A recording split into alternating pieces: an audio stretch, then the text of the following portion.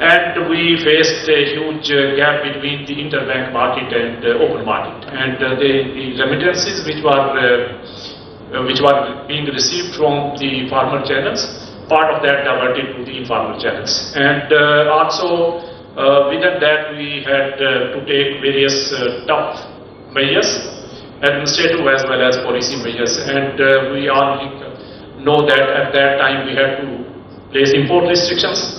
And we, as a result of these restrictions, and since the prior approval for opening of LCs was required from State Bank, we had something like 11,000, more than 11,000 applications for opening of LCs pending with the State Bank of Pakistan. And we also know, I think this is very important point from the statistics perspective, that there was accumulation of dividends at that time, but dividends were pending and foreign investors were unable to repatriate. So close to $2 billion dividends were pending for repatriation and were required to seek permission from the State Bank of Pakistan.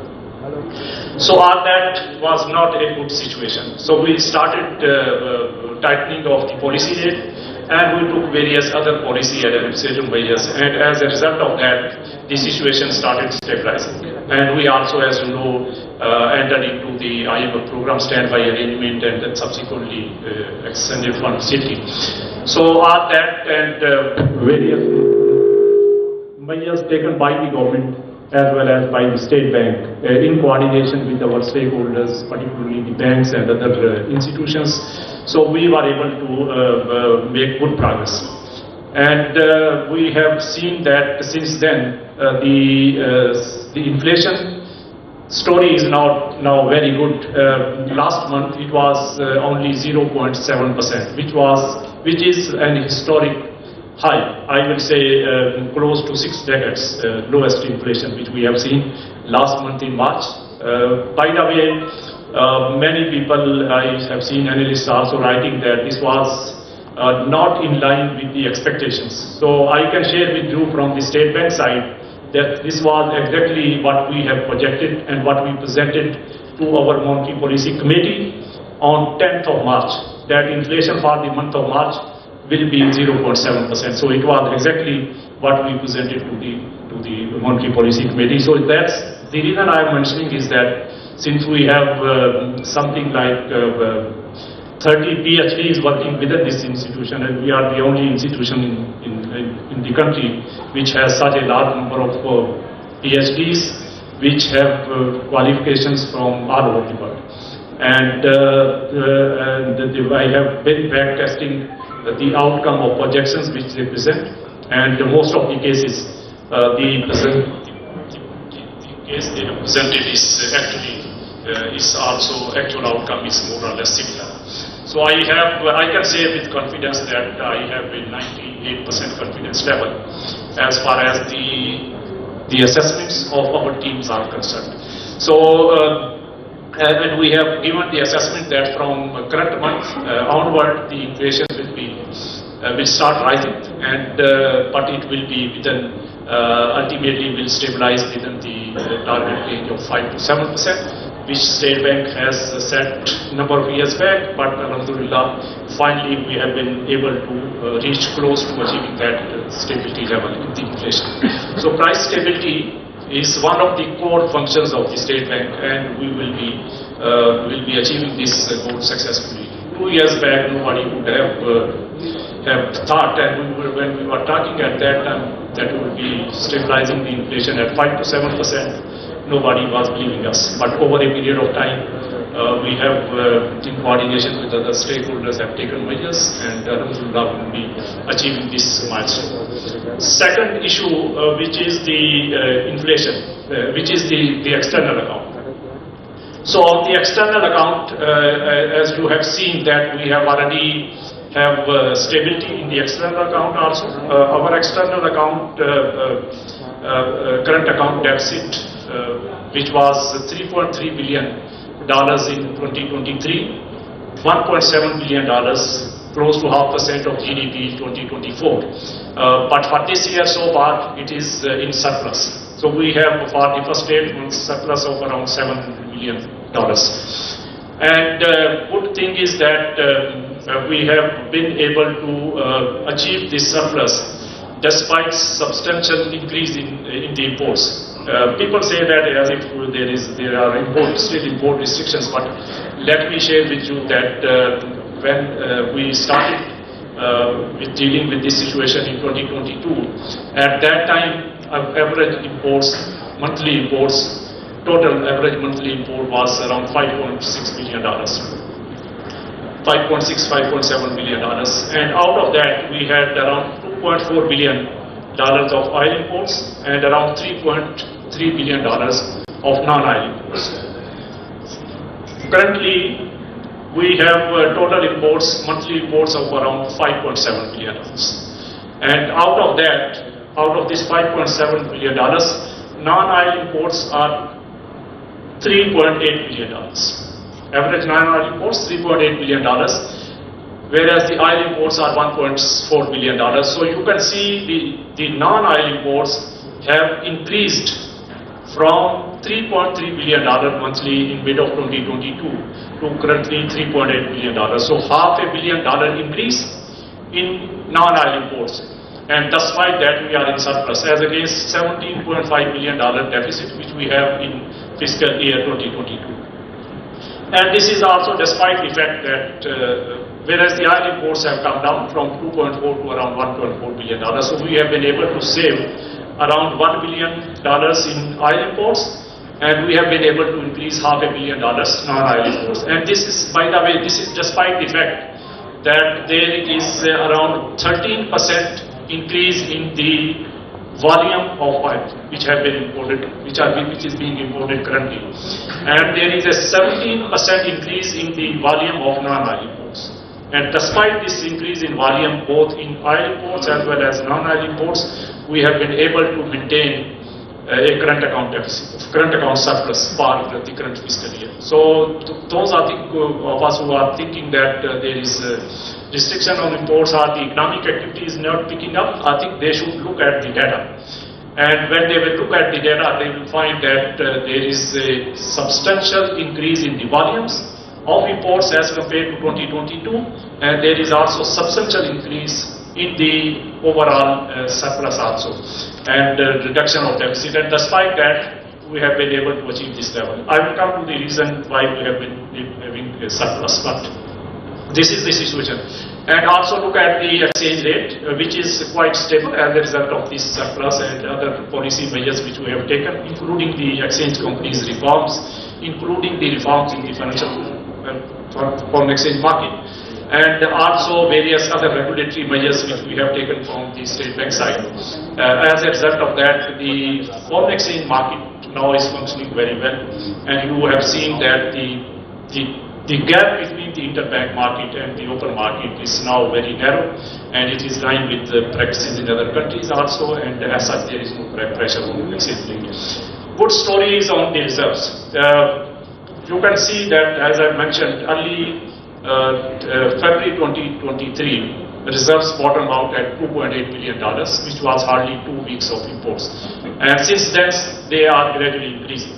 So currently our reserves are $10.6 billion, and some people say that this is a decrease of around $2 billion during the last couple of months. So there is a reason for that. Let me also share with you that why this is a decrease. So we have debt obligations, huge debt obligations, which was supposed to be serviced, and we have been servicing all those debt obligations on time. Whereas some of the inflows which were expected earlier, they will be received later, but they will be received before 30th of June 2025, so this year. So what we are hoping is that I'm quite confident that we will be receiving another $4 to $5 million before the end of June this year. And with that, our reserves, which we previously projected, will be around $13 billion. We have now revised our projection upward, and now our reserves will be more than $14 billion by the end of June. Despite this recent depletion in the reserves, we have been able to upgrade our assessment from $13 billion to $14 billion, and we will be, inshallah, will be achieving as a result of receipt of this additional $4 to $5 billion which we are going to receive before June this year. Now, let me talk about remittances. As you have seen, our remittances have been consistently increasing. But none of you sitting in this room, as well as other analysts which have been closely tracking the remittances data, would have thought they have no even slight clue of the level of remittances which we have for the month of March. Nobody ever expected that we will be able to achieve this level. Let me share the number with you. So for the month of March, we have received $4.1 million in remittances for the month of March, which is the historic high. And as a result of that, we have upgraded our assessment for remittances for the full year, which was previously $38 billion to $36 billion to now $38 billion. So for full fiscal year 2025, we will be having total remittances of around $38 billion.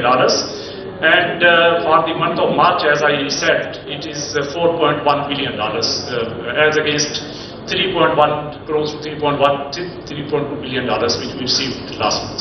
So this is around 33% increase when we compare the first 9 months of fiscal year 24 with the first 9 months of fiscal year 25. In fiscal year 24, we have received $21 billion. And during the current year, up to March, we have total already received $28 billion, from $21 billion to $28 billion. So there is a $7 billion increase in remittances for the first 9 months. And as I said, for the full year, the total remittances will now be around $38 billion. So with this level of remittances, we are hoping that for the current fiscal year, our current account will stay in surplus, and there will be a substantial surplus, and this surplus is the best performance, I will say, on the external account during the last 2 decades. And as you have seen, this has enabled us to have normal trade activities, and this has enabled us to increase our reserves also, and this has enabled us to have stability in the exchange rate. And I think this trend we are hoping that it will continue. Let me also talk briefly about the debt situation. We have total debt payable, foreign exchange debt payable, foreign debt for the current fiscal year of $26 billion, around $26 billion. And out of that, as I have been updating at various forums also, that we have a $16 billion debt which was supposed to be either rolled over or refinanced. So close to $3.7 billion which is refinanced, and 12.4 close to $12.4 billion which is rolled over as per the understanding given to us by the bilateral partners as part of the IMF program, that they will continue to roll over. This is the currency of the program. So after this $16 billion, the total repayable amount was $10 billion. Out of that, $8 billion have already been repaid. So only $2 billion more is repayable during the remaining period of this fiscal year, and that's the reason when we will be receiving around $4 to $5 billion before June. So we'll be able to build up our reserves, and that's the reason we have upgraded our reserve assessment from $13 billion to $14 billion.